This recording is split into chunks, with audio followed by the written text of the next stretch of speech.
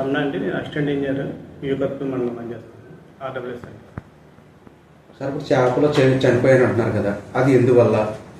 చేపలు అనేది మన చెరువులో మనం వేయలేదండి. అది మన కాలువ నుంచి వచ్చే నీటితో పాటు పిల్లలు అవి వస్తుంటాయి. ఆ చెరువులో అలా పెరుగుతూ ఉంటాయి. కాకపోతే ఈ ఎండాకాలం వల్ల వేడి ఎక్కువ ఉండడం వల్ల మనం చేపలు అనేది ఆక్సిజన్ సరిపోక చనిపోవడం జరిగింది. అవి అంతేగా అవి కూడా ఎక్కువ ఏమి కాదు, రోజుకి 2-3 hours పడుతున్నాయి. తీసి పక్కన పెట్టాము. అంతేగాని అది రెగ్యులర్గా ఏమి దేని కలుషితం వల్ల జరిగింది ఏం కాదు. ప్రెజెంట్ అయితే బాగానే ఉందండి. అవి కూడా తీసి పక్కన పెట్టడం జరిగింది. సార్ ఇప్పుడు దీనివల్ల నీరైనా కాలుష్యం అయిందా, పాడవడం జరిగిందా, లేదంటే దాని మీద చర్యలు తీసుకుంటున్నారు? మేము ఆల్రెడీ నీరు చూసామండి. పైగా ఎందుకైనా మంచిదని చెప్పి ఆ నీరు కూడా మేము కాకినాడ ల్యాబ్కి పంపించడం జరిగింది, రా వాటర్. కాకపోతే చేపలు ఆక్సిజన్ లెవెల్ లేకపోవడం వల్ల చనిపోయాయి కాబట్టి మేము ఆల్రెడీ పంపించేటప్పుడు క్లీనింగ్ మనం ఫిల్టర్స్ చేసేటప్పుడు ఏరియేషన్ చేయడం జరుగుతుంది. అంటే ఆక్సిజన్ లెవెల్ పెంచడం జరుగుతుంది. సో మనకి పంపించే వాటర్ దీనికి ఎటువంటి ఇబ్బంది ఉండదు, శుద్ధి చేయడానికి మనకి ఇబ్బంది ఉండదు. కాకపోతే చేపలు చనిపోకుండా ఏం యాక్షన్ తీసుకోవాలనేది మేము ఇప్పుడు ఏరియేషన్ క్రియేట్ చేయడానికి ట్రై చేస్తున్నాం. సార్ కొంతమంది రైతులు అదే కొంతమంది ప్రజలు వచ్చి మాకు ఈ నీరు ఇవ్వద్దు, శుభ్రం చేసిన తర్వాత ఇవ్వండి అనేసి అన్నారంట. ఆ విషయం మీ దగ్గరికి వచ్చిందా? ప్రజలు అయితే మామూలుగా వచ్చారండి.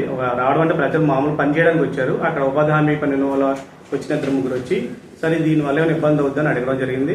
ఇప్పుడు కూడా మేము రా వాటర్ అనేది డైరెక్ట్గా ఎవరికి ఇవ్వం. ఎలాంటి వాటర్ అనేది మనం ప్యూరిఫై చేసి మనం ఫిల్టర్స్ ద్వారా ఇస్తాం.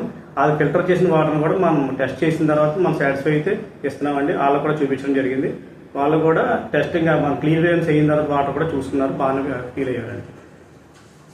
దీనిపైన అధికారులకి ఏ విధంగా స్పందించారు? మాకు ఆల్రెడీ మొన్న నుంచి మొదలైంది. అది మొన్న 2 చేపలు 3 చేపలు నేను కొన్ని ఎక్కువగా వచ్చాయి. ఈ రోజు 2-3 వచ్చినాయి. అవన్నీ తీసుకోవడం జరిగింది. ఆల్రెడీ అధికారులు కూడా ఇలా చేపలు చనిపోయాయండి కొన్ని అని చెప్పాము.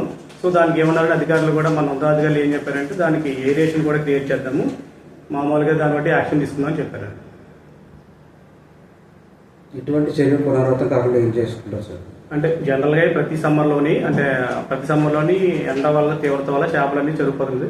అదే చేపల చెరువు వాళ్ళు అయితే వాళ్ళ ప్రధాన వృత్తి చేపలు కాబట్టి వాళ్ళు దాటి కోసం ఏరియేషన్ క్రియేట్ చేస్తారండి. మనం అయితే ఓన్లీ ప్యూరిఫై చేసేటప్పుడు ఏరియేషన్ క్రియేట్ చేస్తాం. కానీ ఇలాంటి చేపలు కూడా చనిపోవడం ఉండడానికి మనం పంపింగ్ అనేది రివర్స్ పంపింగ్ కానీ రీసైక్లింగ్ కానీ ఏరియేషన్ కానీ ఈసారి పెట్టడం జరుగుతుంది.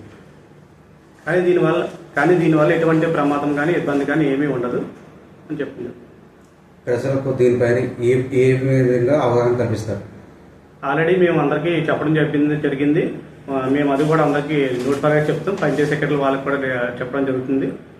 ప్రజలకైతే ఎటువంటి అపోహలు అక్కర్లేదు. వాళ్ళకి ఏమైనా డౌట్లు ఉన్నా సరే ఏమన్నా సరే ఆ కళ్ళ ముందే మేము టెస్ట్ చేసి వాళ్ళకి శాంపిల్స్ చూపించి మేము తాగి చూపిస్తాము. వాళ్ళకి ఎటువంటి ఇబ్బంది లేకుండా మేము చేస్తాం.